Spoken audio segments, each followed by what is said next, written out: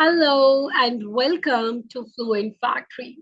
I'm so grateful, happy, and excited to see you here. I'm sure you are here to change your life once and for all by learning how to effectively communicate in English. I know you're here for the practice session, but this video is a must watch before you dive into it. My practice sessions will be completely different from all the sessions, webinars, master classes you have attended before. So that's why it is really important to know the rules and the ideologies that we follow during the practice session. And if you want to make the most of it, I know it's free of cost for you right now, but make sure you take it as a rare opportunity and implement all the strategies which you're going to learn here right now in the practice session as well. Okay, then now the first question that must be there in your mind right now that you want to have an answer for is that how to actually become a confident English communicator.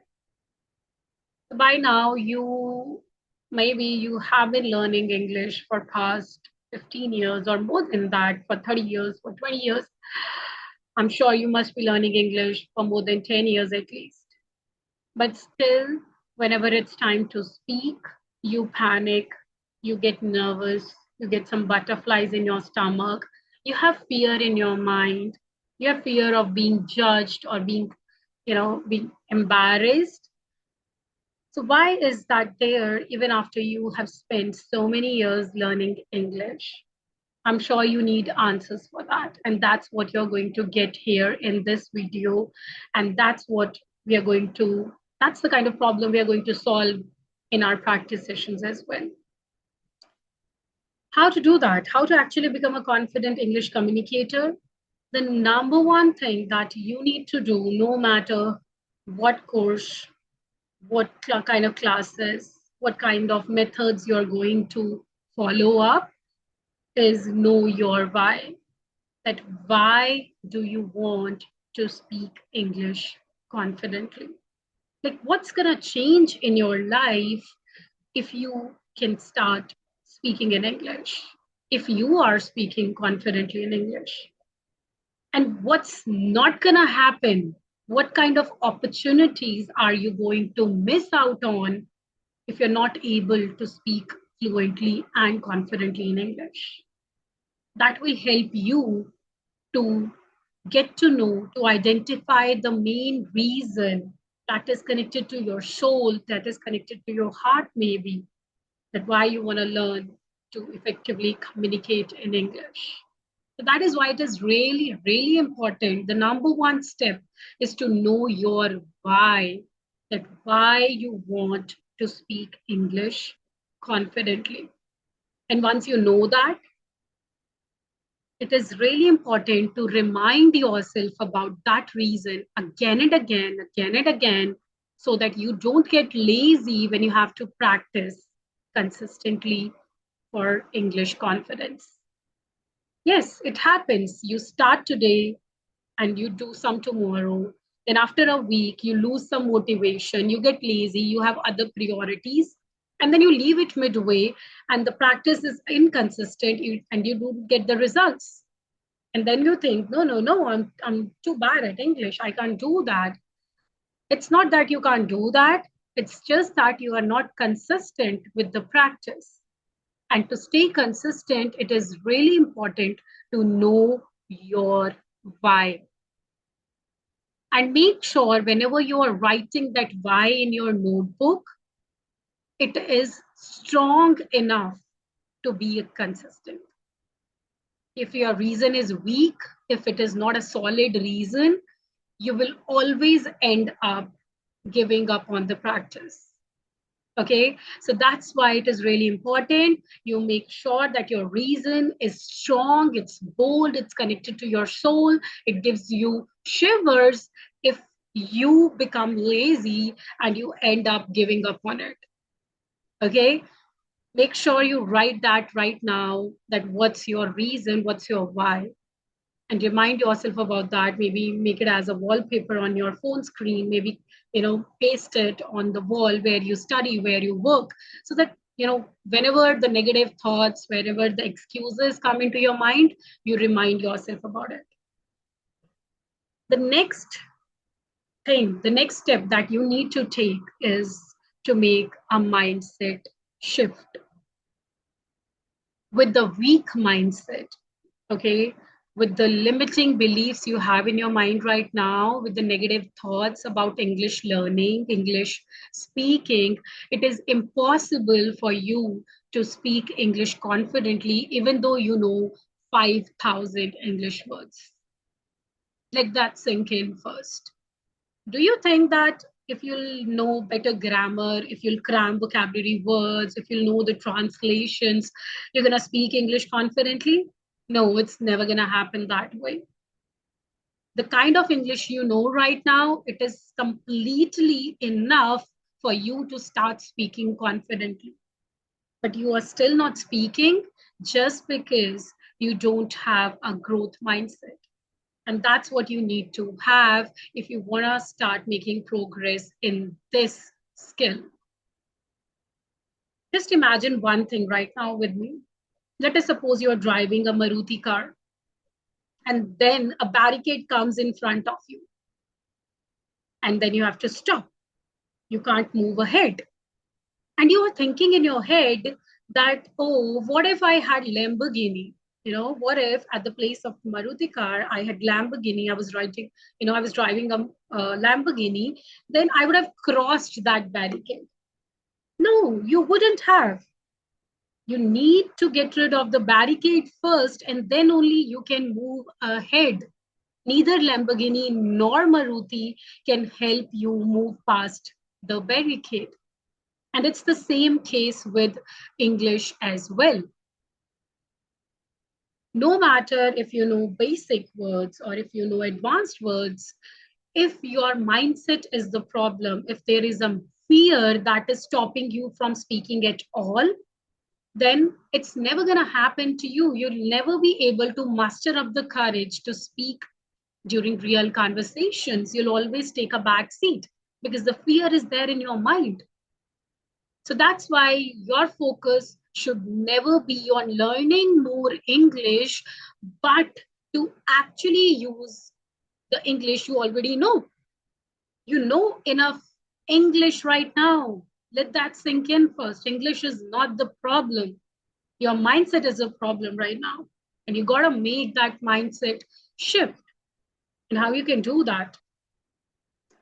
So let me first clarify why it is really important to let go of the fear in your mind right now, which is not letting you speak at all. So let us suppose there is a bottle or a glass of water in your hand right now. Just can you hold it while, we are doing this activity? Can you hold something in your hand right now? So I have a bottle in my hand. You must be having something in your hand right now. And if I ask you to hold it for 5 minutes, it's going to be easy, right? It's going to be doable. You can totally do it. But what if I ask you to hold it for next 24 hours or maybe for next 1 month? You can't do that. It's going to be exhausting. You're going to be tired. Your hand, it's going to freeze, It's going to maybe it's going to get paralyzed or something. That's exactly the fear in your mind is doing it to you. That's exactly what it is doing it to you. The fear you are holding in your mind, it is making you paralyzed in real conversations. And that's why it is really important to let go of that fear. It is really important to let go of that glass of water, the bottle of water, or maybe whatever you are holding in your hand right now, so that you can actually start moving ahead. You can actually start speaking at least. Okay, and how you can get rid of that fear? You gotta build evidence to boost your confidence. So what I want you to do right now is identify any skill you're good at, anything you are good at. Maybe it is cooking, it is driving, Anything you feel that I am very confident, I don't have to think about it, I can just do it, right? It can be knitting, it can be, it can be running even. It can be any skill you have. And now that you know the skill that you are confident about, let me ask you a question. Did you feel confident about it the first time you tried it? Did you feel confident about cooking the first time you did it? Did you feel confident about driving the first time you did it? No, right? The first time you were second guessing yourself that even if, am I even suitable enough? Am I ready enough to do this or try this? But what you did, you tried it again and again, again and again. And then you got to know, you gave your brain the evidence that yes, you can do it because you tried it again and again. And that's what you are going to do. You're going to give your brain the evidence that you can speak English confidently.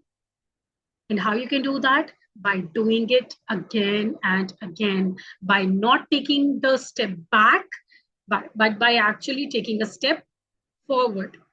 You got to build some evidence for your brain to start believing on the fact that you can actually speak confidently in English. Now, I know this must happen to you that there is a person in front of you who can speak English pretty well. They are fluent, they are confident, you think that they are better than you, and then you panic. Then you lose, sight of words or ideas. Nothing comes in your mind, and you freeze and you get blank, and then you can't speak. You get nervous. Why is that happening to you? Let me tell you why it is happening to you. It is happening to you because you are putting those people on the pedestal. You think that they are better than you. And if you will make mistakes, they are going to judge you, you will get embarrassed, and you hate that idea. You have not given yourself the permission to make mistakes at all. You want to be right all the time. But let me tell you the bitter truth. The progress never happened like that. You got to remind yourself every time, whenever you have an opportunity in front of you to speak English, that everyone is human. You know that you and I, we both are human, even though maybe there are so many good qualities, there are so many talents that you have, but I don't have that.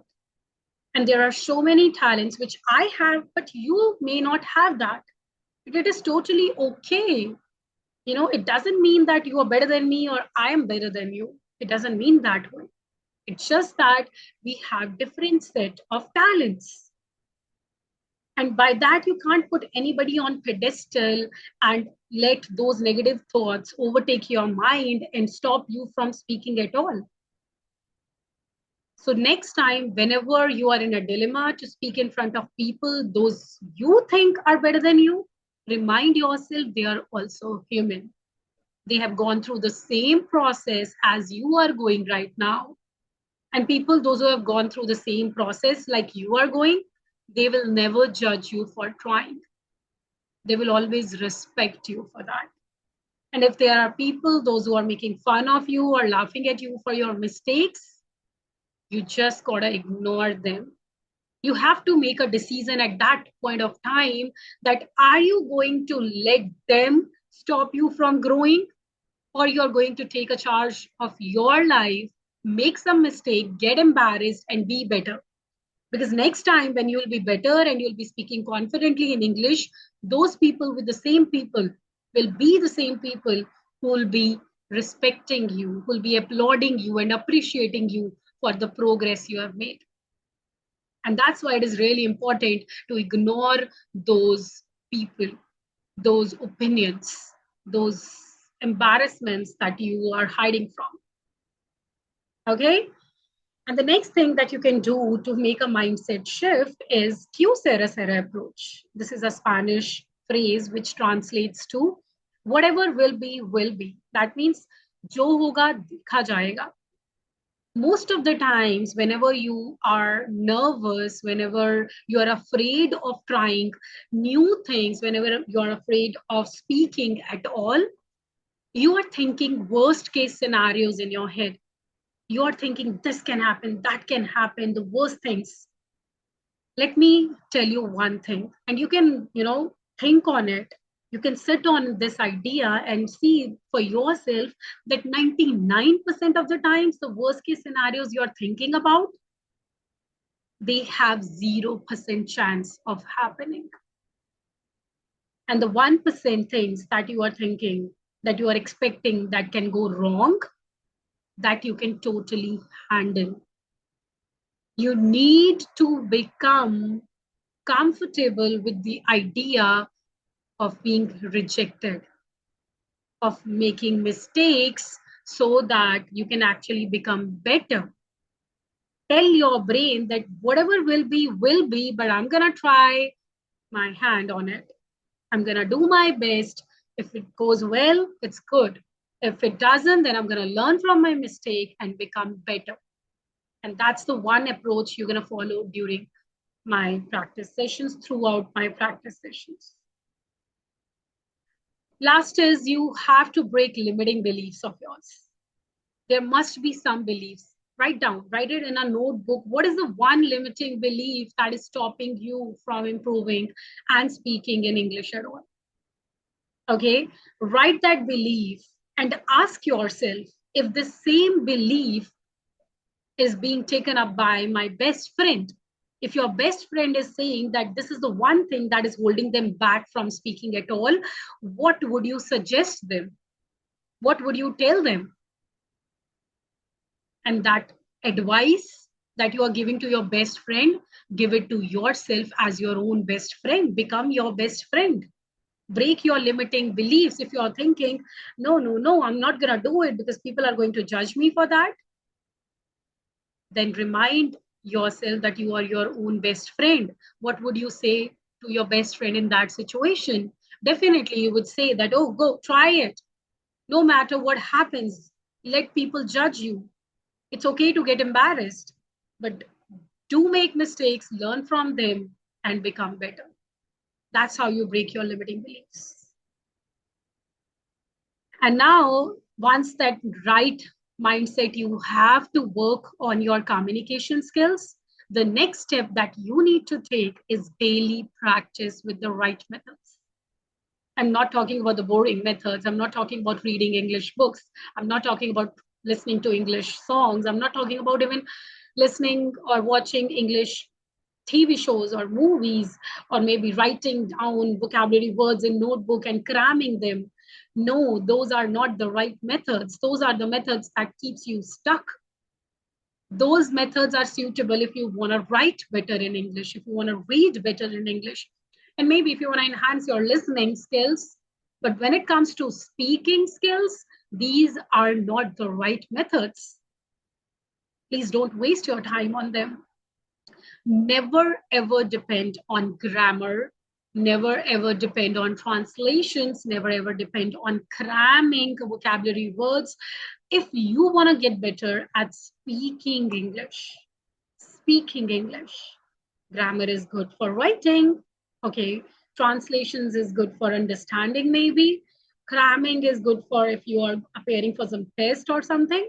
But if you actually want to speak confidently in English, these three methods are the only reasons you freeze during conversations. You get stuck mid-sentence. Let me tell you the right methods that actually helps. So these are the methods. Can you see that? 3-second rule, flow drill, 3-sentence method, WH method, dynamic vocabulary method, shadowing technique, storytelling technique. These are the methods which we are going to try during my practice sessions. So the first method, this is pretty useful if you freeze during conversations. 3-second rule is the rule you follow if you want to get rid of the problem, which is freezing before you even speak. Okay. And the next is flow drill. Flow drill. Basically, if you stuck mid-sentence, if you're speaking in English and then you get, you have no words to say, you have no ideas in your mind, then this flow drill method will help you to become better, to get rid of this problem. Next thing is three sentence method. So three sentence method is pretty useful if you don't know how to speak in detail and organized manner. If you keep circling around, if you keep on repeating the same sentence while answering in English, if you don't have many ideas to speak in English, then three sentence method will help you to craft an amazing answers, structured answers, answering in a flow that builds connection. This is the method. WH method will help you the best if you are still stuck in translations. And if you don't know how to speak on any topic for more than 2 minutes, then WH method will give you so many ideas that you never would even have imagined about. Okay, so these methods, they're pretty useful. Dynamic vocabulary method is the only method on this entire planet that can help you to use newly learned words in real conversations. Most of the times what happens, you learn a new word and then you think, oh, I'm going to use that in my next conversations. And when the next conversation is happening, you can't remind yourself about that word. You're not able to use that word at all, and you're stuck with your basic vocabulary that you already are using. And then, those vocabulary words, they get, hidden in your notebook or maybe in your saved reels. You're never using them. So the only method that can help you to actually use the words that you think you want to use in your real conversations is dynamic vocabulary method. Yes. The next technique, shadowing technique, this method is pretty useful if you think that whenever you speak in English, you sound robotic. There is no tone, there are no feelings, there are no expressions. People don't, build connection with you whenever you are speaking in English. You are monotonous. This technique will help you to sound natural and confident. And the last, storytelling technique is the best technique if you want to grab the attention of others. If you think that whenever you are speaking in English, people don't pay attention to you, they're not listening to you, okay, then this technique will help you to grab the spotlight and be the center of attraction. Okay, these are the methods which we are going to use during our practice sessions, and you're going to see how effectively it's going to transform your English communication skills. I'll see you in the class how you're using it. Okay, and the last thing which is really important, which we'll be working on during our practice sessions, is working on non-verbal communication skills. Only 7% of the weightage about your personality is on the words you are using. Okay, it doesn't matter what kind of words you are using in a communication if your body language is wrong. So that's why it is really important to work on your confidence, your smile, your body language. And why I say that, let's conduct one activity for it. Okay, so do one activity with me right now. I want you to, take your hand up to the ceiling like this. Can you see that? Okay, maybe it's not visible because I've used the blur option over here, but yes, take your hand up to the ceiling like this. Now point your index finger, this is the index finger, up to the ceiling. Yes, point your index finger up to the ceiling. Now take your hand back and point your index finger to the chin. So now maybe you have pointed your finger on the cheek like I did right now. If you did it on the chin, that is very nice because you paid attention to my words. But 99% of the times people pay attention to the body language. So if you have, just pointed your finger to the cheek, but I asked you to point it on your chin, that means you paid more attention to my body language. And that is a sign that you need to work on your body language first before you even start working on your English words or grammar, whatever you are thinking about working on. Okay, and that's what we are going to pay attention upon during my practice sessions. And the last thing that you need to do after doing daily practice, which is reflection and engaging in real conversations. Reflection is really important. Reflecting on your mistakes is really, really important. If you're not, talking about the mistakes you're making and executing some improvements on them, that means you're not growing, you are stuck. And that's exactly what you don't need to do, actually. Okay.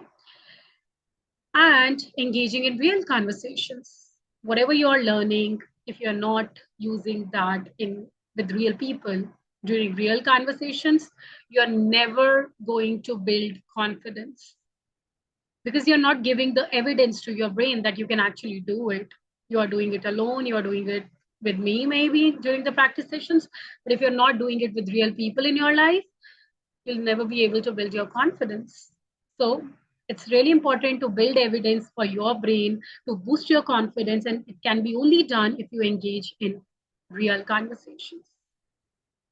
Okay, so now this is all that you need to know before attending my practice sessions. And I think by now you know the rules, the ideologies, the actual things that actually work for you to become a better communicator. And I'm sure you must be thinking that now that I know all of these things, I can just practice on my own, you know. But ask yourself this question: is it ever going to happen? Are you going to do it consistently? Will you be able to do it consistently? Because most of the times, it's not about the knowledge, it's not about knowing the right methods. No, it's never about that. It's more about implementing the right methods, being consistent about the daily practice you are doing with the right methods, and the consistency that you are only going to get if you actually, you know, get committed to something. And if you have a commitment problem, if you have seen the history of yourself that you commit to something, and if there is no motivation, if there is no one guiding you at all, then you leave it in between, then this is your sign to engage in the practice session. You get to participate in my practice sessions free of cost for one time. Okay. And yes, if you can see the value it is providing to you during my practice session, you can engage, you can get value from it, and we can discuss about the next sessions later. Okay, I'm very excited right now to see you in my session, to see you participate in my session, and to see your growth. And I'm sure after attending 1 hour with me in my practice session, you will feel much more confident. You'll feel better about yourself. You'll feel better about your communication skills. I believe in you, and I'm sure you should believe in yourself to make it happen. Okay, I'll be your guide all the way, and I'll see you there.